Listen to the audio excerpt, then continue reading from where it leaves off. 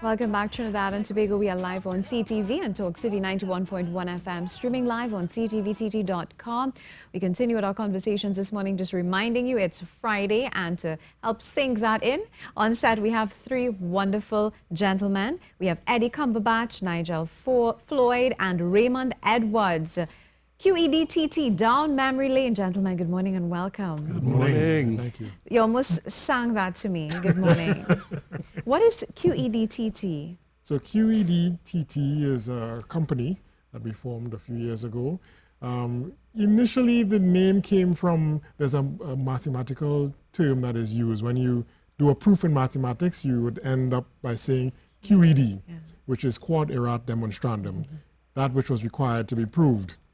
But we have taken it now to another level, and we say we are quite exquisitely done. Wonderful. How long have you all been around? We were incorporated as a company in October 2013, so this is our 5th year of operation. 50 years of operations. And as QED TT. how have these 5 years been so far? Fantastic.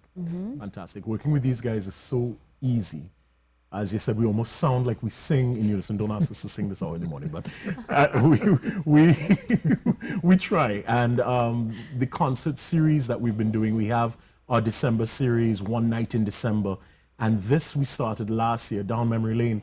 It's a throwback to a Back in Times concert, but we're not that old. So Back in Times for us could be the 1960s and 1970s. But what we discovered is that there's so much rich music and diverse culture in Trinidad and Tobago that once you put the music together, it really, really comes to life. And we had so much music left over from last year that we decided, you know what, let's not reinvent the wheel. Let's have Down Memory Lane 2 remixing the jam. Wonderful. And how was Down Memory Lane 1? Fabulous. Yeah. Where was it? Where was it exactly? At Queen's Hall. Queen's Hall. In the attendance, it was overwhelming and that very sort of well thing. received.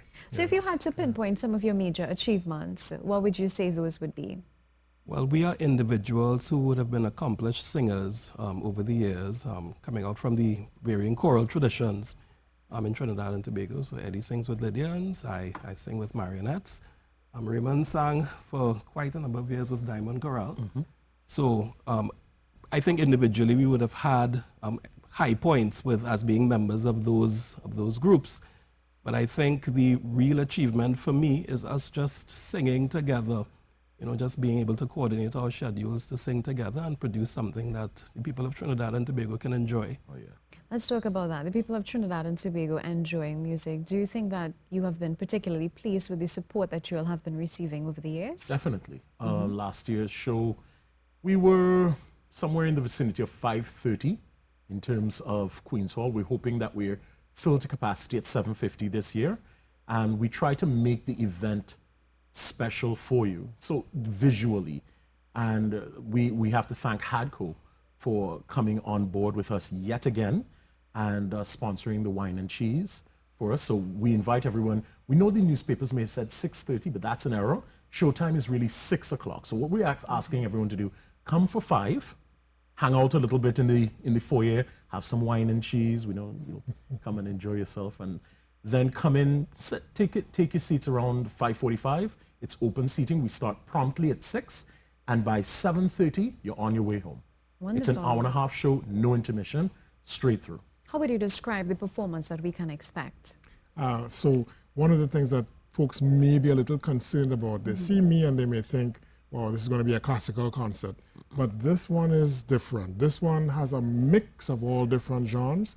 And I can say that we have a fantastic live band with fantastic musicians. So you could come and you get a little classical, but you're going to get R&B, you're going to get calypso, you're going to get soca, you're going to get a wonderful musical experience. What would have gone into actually putting this together? So, of course, rehearsals are key. So one of the things we've always we have to deal with is, of course, we use top-rated musicians. We have our musical directors, Tony Paul, otherwise known as Anthony Woodruff, and we have we have really an all-star band. So coordinating schedules is really something that we are ably assisted in with our manager Yemi Egumbanka, so that getting to rehearsals and, you know, making use of the time is really key to the success of this production. Yeah. Right, Would you so describe it as hectic? it is challenging. It is hectic. It is challenging, but when it comes together, it's a work of art. And how do you keep your voices well tuned? Sleep. When you can. Sleep when you can. Basically warm-ups, constantly singing. Believe it or not, people think, well, if you over-sing, then you'll damage the voice. If you're singing properly and using the correct technique, no matter what, your voice will remain there. Technique is key. So we've all been trained by some of the best, Pat Bishop, June Nathaniel, Enrique Ali, Chesterton Ali, Lorna Myers. They've all been our trainers at one point in time. And they all stress the same thing. Proper technique, and you're in the game. When it comes to performing internationally, have you all thought about that or are plans in place? We have thought about it, and I hope in the near future I'll be able to tell you something positive. Well, we definitely look forward to that. Let's talk about life as an entertainer in the entertainment industry. A lot of the times we have artists come here and they say it's a bit challenging, it doesn't pay. Do you agree with that? Yeah, well, I mean, it is very tricky. I know of very few people who make their living entirely from music.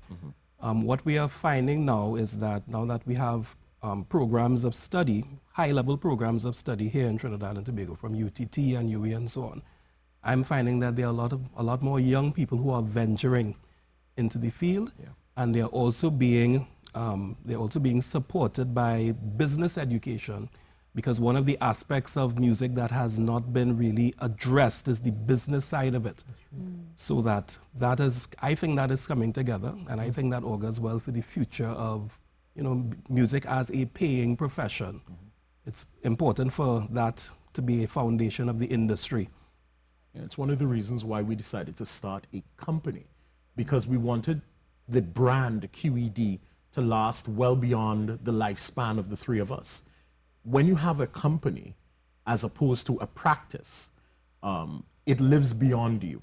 So someone can come and replace me in the singing group, and I can go on and do administrative work, and QED will still exist. So we focus on not just the music, but also the merchandising. We're all wearing the QED branded T-shirts. There are QED candles, as you mentioned, as you remember from December. They're QED teddy bears. So they're little items that allow us to expand and diversify away from the music. But the music is what brings it all together. That's wonderful. Well, we're in Trinidad, and soca is normally very popular, especially among our young people. If you had to talk about a particular segment or group in society that is perhaps attracted to your type of style and music, what would you say that segment is? Is it the middle-aged group, the elderly? How would you describe it? Is it a mix? What is interesting about us is that when you come from a classical music tradition, the people who know you tend to be older. So that when we started the series of Down Memory Lane and we used a mix of music, we found that our demographic shifted to the younger persons, and we're hoping to broaden our demographic. So older people tend to know us, but I think as we do these concerts and so on, and you know, Raymond will tell you as to the areas that we are venturing into. Yeah. We're doing music from Chronics. Whoa. We're doing music from Stevie Wonder. We're doing music from Earth, Wind and Fire. Earth, Wind and Fire. So reggae, you're actually doing reggae. We are. I'm not going to give away all the secrets. You have to come and expect. I want to see you there, you know. You have to come. You have to experience it. I think once you've experienced it, you then understand, you know what? Yeah, this is something I can do. So what I would suggest you do, pick up the phone right now, call 387-3146. That's 387-3146. Our manager will answer. She will put you in touch with one of us, whoever is closest, and we'll get your tickets to you. Tickets are only $200. All right? They're also available at the box office during normal box office hours. So you can come and enjoy the event, enjoy the music, have a little wine and cheese, and just have a good time. It's a lovely evening where we have a wide mix of an audience who can get together and enjoy everything. So for the older ones, they may not know chronics, but they may say, hey, That's right. that's nice. That's nice. For the younger ones, they may not know the older songs, say, hey, that's nice. So at the end of the evening, everyone leaves feeling inspired, and you're going to learn something as well. That's a wonderful strategy, accommodating everybody. Everybody's You taste. have to in Trinidad. You have to. This wonderful Callaloo pot that I always see. We are here. So down memory lane, remixing the jam, Sunday, 3rd June 2018, Queen's Hall, showtime 6 p.m. But they're saying get there from 5. You can enjoy the lovely ambience and the wine and cheese and all that it has to offer. Tickets are only $200. Tickets available at Queen's Hall box office. You can call 387-3146. Gentlemen, thank you so much for being here and ending our show this morning and kick-starting the weekend. Indeed, a pleasure and best of luck with this. Thank you. You're most welcome. Well, that's our show for today. News is up next. I'm Vina Barra, thanking you so much for staying with us. Have a great weekend.